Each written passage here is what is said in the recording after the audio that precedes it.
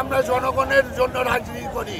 আমাদের ইশাক জনগণের রাজনীতি করে, জনগণের থেকে তার একটা কমিটমেন্ট ছিল, জনগণ তাকে ভোট দিয়েছিল, সেই ভোটের প্রাপ্য অধিকারের জন্য আজকে ঢাকা শহরে দেখেন মানুষ যেভাবে ইশাকের জন্য ঝাঁপিয়ে পড়েছে।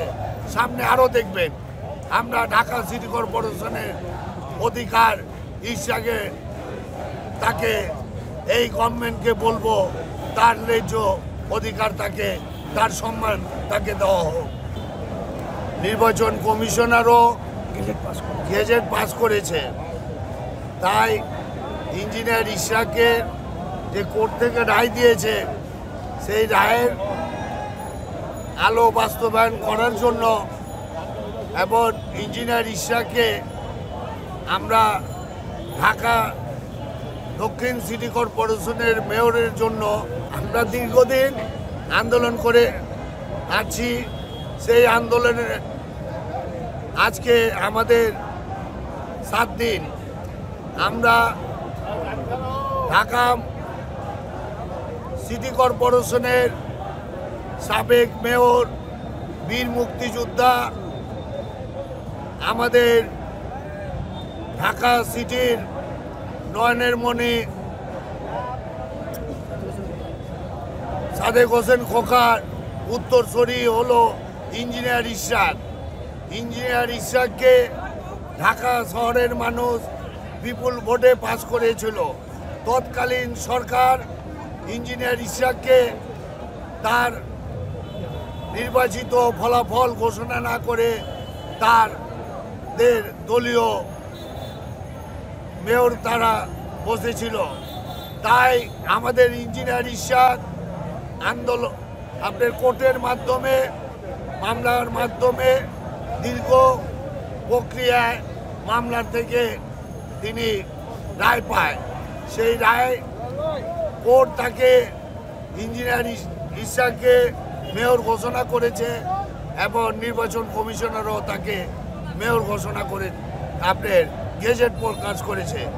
তাই আমি এই সরকারকে বলতে চাই যে আপনি যত তাড়াতাড়ি পারেন ইঞ্জিনিয়ার ইশাককে তার দায়িত্ব বুঝিয়ে দেওয়ার জন্য, আর না হলে আমরা ঢাকা শহরের লোক, আমরা ঢাকা শহর অচল করে দেব, আমরা ট্যাক্স বন্ধ করে দেব, আমরা ঢাকা শহরে যত ধরনের আমাদের আন্দোলনের কৌশল আছে আমরা সেই আন্দোলন আমরা তীব্র থেকে তীব্র আন্দোলনে আমরা এগিয়ে যাব। দীর্ঘসূত্রিতা এটা আসলে কি, মানে তাদের মানে ভয়টা কোথায়? ভয়টা ইশাক ঢাকা, আপনারা জানেন দীর্ঘ 15 বছর ফ্যাসিস্ট গভর্নমেন্টের আমলে ঢাকাবাসী কোনো নাগরিক সুবিধা মোটেও পায়নি।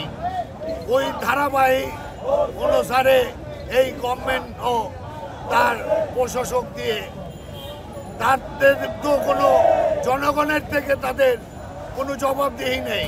আমরা যারা রাজনীতি করি আমাদের জনগণের থেকে জবাবদিহি করতে হয়, এইটা হলো কেন, ওইটা হলো কেন, আপনি ময়লা নিয়ে যায় না, আপনার ড্রেন পরিষ্কার হচ্ছে না, দোকানদারদের আপনার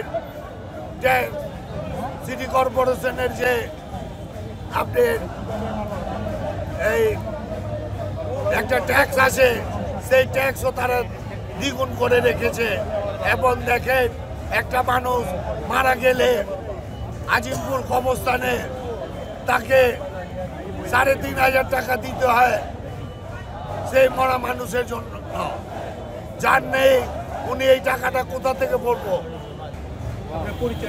আমার পরিচয়, আমি পুরান ঢাকা বংশাল থানার অধীনে 32 নম্বর ওয়ার্ডের সভাপতি হাজি মোহাম্মদ তাইজু, আমার ওয়ার্ডের সাধারণ সম্পাদক জুবায়ের আলম, সাংগঠনিক স্বপন দেলোয়ার হোসেন স্বপন, আমার ওয়ার্ডের সহসভাপতি গাজীবুল্লাহ আজিজুল্লাহ, এখানে আমার ওয়ার্ড, আমাদের ওয়ার্ডের আরেক সহসভাপতি আমাদের এখানে 32 নম্বর ওয়ার্ডের সকল পর্যায়ে নেতৃবৃন্দ উপস্থিত হয়েছে এবং 32 নম্বর ওয়ার্ড নয়াবাজার এলাকার সকল পর্যায়ের নেতৃবৃন্দ এবং এলাকার জনগণ আমাদের পাশে আছে, ইঞ্জিনিয়ার ইশাকের পাশে থাকবে, ভবিষ্যতেও থাকবে। এই বলে আমি আমার বক্তব্য শেষ করছি। খোদা হাফেজ।